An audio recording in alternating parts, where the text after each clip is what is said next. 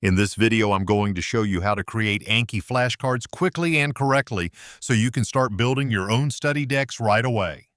Let's jump straight into it. Open Anki on your computer.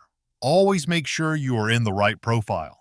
Profiles are great if you separate languages, math, biology, or you share your computer with others and you keep the things you learn separated.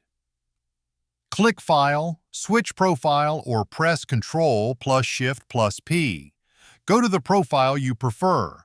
If you don't have one, click Add, name your profile, and click OK. On the home screen, you'll see your deck list. A deck is just a collection of flashcards. If you don't have a deck yet, click Create Deck at the bottom. Name it whatever you want, like Biology, Spanish, then click on the deck to open it. Now click the Add button at the top. This opens the flashcard editor. At the top, make sure the note type is set to Basic. This is the standard flashcard format. You'll see two main fields, front and back. On the front, write your question or prompt. On the back, write the answer. For example, front: what is the capital of France? Back: Paris. Once you've written both sides, click Add. That flashcard is now saved in your deck. You can repeat this process to quickly build your entire deck.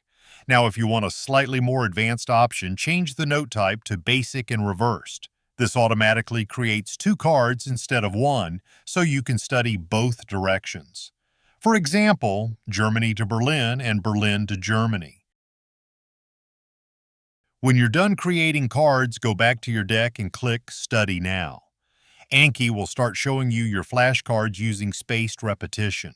During review, you'll see again hard, good, and easy. These control how often each card appears. That's the basic process.